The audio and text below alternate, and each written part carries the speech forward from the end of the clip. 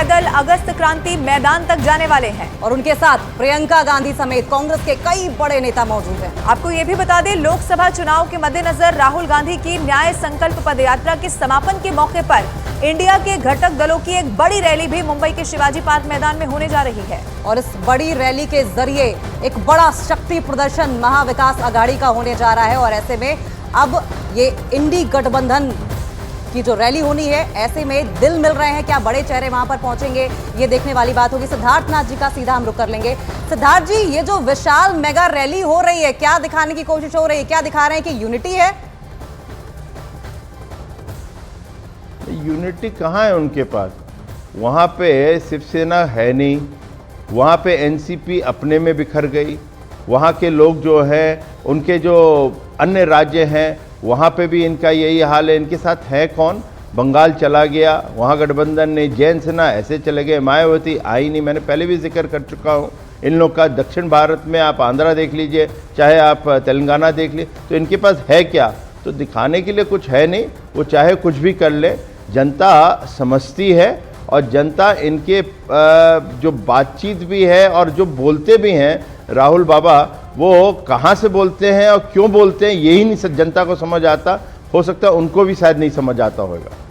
बिल्कुल, लेकिन सबकी नजरें इस पर रहने वाली हैं कि ये जो एक बड़ी रैली होने जा रही है, क्या इससे माना जा रहा है कि महाराष्ट्र को लेकर, खास तौर पर चूंकि मुंबई में ही ये सब कुछ हो रहा है, तो क्या महाराष्ट्र को लेकर आप देख रहे हैं इसको कि कोई सॉलिड फॉर्मूला सीट शेयरिंग को लेकर यहां से निकलता हुआ दिखाई देगा? देखिए, इन लोगों का क्या फॉर्मूला निकलता मैं नहीं कह सकता, ये इनका अपना इंटरनल मैटर है। बट जहाँ तक कि ओवरऑल महाराष्ट्र का है, हम लोगों का जो एक गठबंधन है वो बहुत स्ट्रांग है और ये वहाँ पे यही गठबंधन जीतेगा और आप देखेंगे पिछली दफे से ज़्यादा अच्छा परफॉर्मेंस वहाँ पे होने वाला है। सिद्धार्थ जी, जल्दी से हमें बता दीजिए कि महाराष्ट्र में से 48 सीटों में से कितनी सीटें एनडीए गठबंधन के झोली में आने वाली हैं? देखिए, मैं ये तो आकलन नहीं कर पाऊंगा, ना मैं सेफोलॉजिस्ट हूँ, मगर क्योंकि हम लोग के कार्यकर्ता और हम लोग के लीडर्स मिलते रहते हैं हम लोग एक दूसरे से और वहाँ से फीडबैक आता है, तो जो फीडबैक है वो बहुत अच्छा है, पॉजिटिव है और हम लोग का अब की बार रिजल्ट बहुत ही बेहतर होने वाला है पिछले टर्म से भी।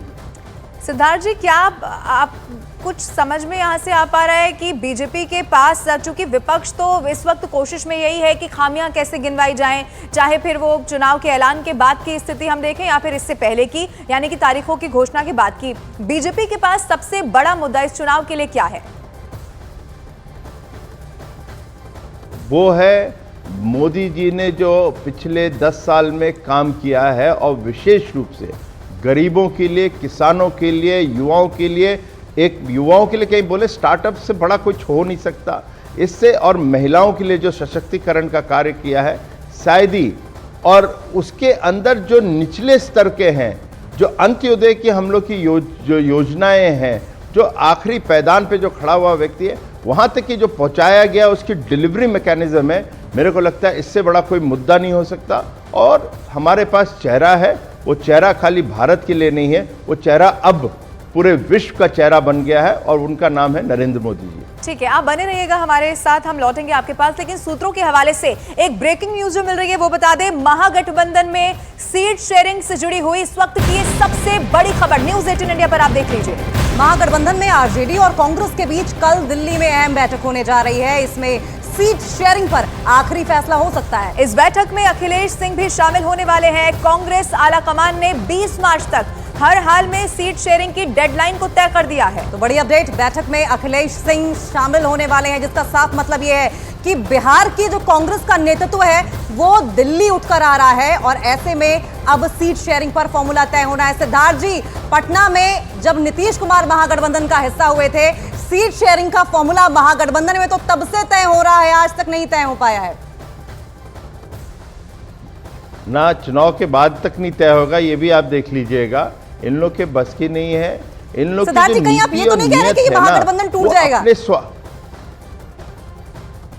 देखिए, उनका जो स्वार्थ है ना, वो स्वार्थ के आधार पे गठबंधन होना, वो किसी नीति के आधार पे नहीं होता है।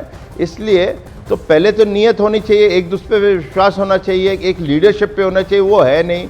इसीलिए नीतीश जी भी चले गए और अन्य भी साथी गए हैं, जयंत सिन्हा गए, तो जयंत चौधरी गए हैं। तो ये जितनी भी चीज़ें आपको सामने आ रही हैं वो अपने आप में दिखाता है कि इनका जो स्वार्थ है वो आगे आता है और जो नेता होता है उस जिस पे विश्वास होता है वो इनके पास है नहीं। सिद्धार्थ जी, पिछली बार बीजेपी के लिए या मैं एनडीए के लिए कहूं तो एक सीट रह गई थी, क्या इस बार पूरे क्लीन स्वीप की तैयारी है? वो एक सीट जो पिछली बार रह गई उसके लिए भी रणनीति यहां पर क्या तय हो चुकी है?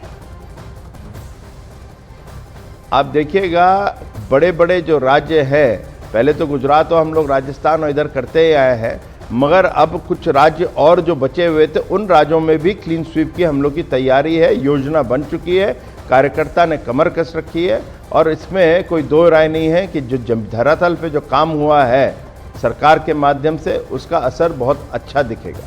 और हम भी यही उम्मीद कर रहे हैं कि कोशिशें आपकी रंग लाए। सिद्धार्थनाथ जी, आपको बहुत बहुत अग्रिम बधाई। जिस तरीके से दावा आप कर रहे हैं, जीत का 400 पार का नारा दिया जा रहा है, हालांकि जनता तय करेगी कि जीत किसकी होगी। फिलहाल न्यूज़ 18 इंडिया के साथ जुड़ने के लिए आपका बहुत बहुत शुक्रिया। और उधर एनडीए और इंडिया गठबंधन में ज़बानी जंग भी अब लगातार जारी है। जेडीयू ने इंडिया गठबंधन पर जबरदस्त हमला बोल दिया है और हमला करते हुए कहा है कि विपक्ष के गठबंधन में शामिल सभी पार्टियों की नीतियां अलग अलग दिखाई दे रही हैं। नहीं होती तो देश को आज़ादी नहीं मिलती, कांग्रेस नहीं होती तो देश को नेतृत्व नहीं मिलता, पंडित नेहरू से लेकर मनमोहन सिंह तक। कांग्रेस नहीं होती तो पाकिस्तान के दो टुकड़े नहीं होते। राहुल जी राजनीति कम करते हैं मेरे हिसाब से, वो देश के बारे में सोचते हैं, गरीबों के न्याय के बारे में सोचते हैं। तो उनका मकसद था लोगों में एक जागरूकता लाना, तो जागरूकता जरूर आई है। देश के अंदर इंडिया गठबंधन का जो अलायंस है और जिस ढंग से क्षेत्रीय पार्टियां और राष्ट्रीय कांग्रेस पार्टी के बीच अंतर विरोध है, तो स्वाभाविक है सबके मुद्दे अलग अलग हैं, सबका कुनबा अलग अलग है, सबकी नीति अलग अलग है, न नीति है, न नेता है, न नीयत है। तो विभाजन तो जब इंडिया गठबंधन में ही है, मुद्दों पर ही विभाजन है, तो विभाजन तो इनकी बुनियाद है। और दिल्ली के सीएम अरविंद केजरीवाल से जुड़ी ये बड़ी ब्रेकिंग न्यूज सामने आ रही है। केजरीवाल को आज ईडी के 2 समन्स भेजे गए हैं। एक शराब घोटाला मामले में समन्स भेजा गया है और एक दूसरा जल बोर्ड निगम से रिलेटेड ये इस पूरे मामले में समन्स जारी किया गया है। दिल्ली जल बोर्ड घोटाला मामले में अरविंद केजरीवाल को कल 18 मार्च को पेशी के लिए बुलाया गया है। वहीं शराब घोटाला मामले में 21 मार्च को पूछताछ के लिए बुलाया गया। ये बड़ी खबर इस वक्त आपको बता रहे हैं, दिल्ली के मुख्यमंत्री हैं अरविंद केजरीवाल, उन्हीं से जुड़ी हुई ये ब्रेकिंग न्यूज है। आज ईडी की तरफ से 2 समन्स भेजे गए हैं। आपको याद होगा कल ही अरविंद केजरीवाल वहां पर गए थे, उसके बाद उन्हें जमानत मिली, फिर वो वहां से लौटते हुए भी उनकी तस्वीरें सामने आई। लेकिन आज एक बार फिर से ईडी की तरफ से 2 समन्स जारी किए गए हैं अरविंद केजरीवाल को। यानी कि मुश्किलें अरविंद केजरीवाल की कम होने का नाम नहीं ले रही हैं। एक तरफ दिल्ली में अरविंद केजरीवाल की पार्टी आम आदमी पार्टी इस चीज को लेकर प्रदर्शन कर रही है, वहीं अरविंद केजरीवाल शराब घोटाला मामले में और इसके बाद अब जल बोर्ड घोटाला मामले में भी इनका नाम सामने आया है। अब आइए अब आपको ग्राफिक्स के जरिए पूरी जानकारी देते हैं इससे जुड़ी हुई क्या सामने आई है, जिसको लेकर अरविंद केजरीवाल को 2 समन्स जारी हो चुके हैं। और अरविंद केजरीवाल की जो मुश्किलें हैं वो कम होने का नाम नहीं ले रही हैं। तो दरअसल केजरीवाल को ईडी के समन्स का ये पूरा जो मामला है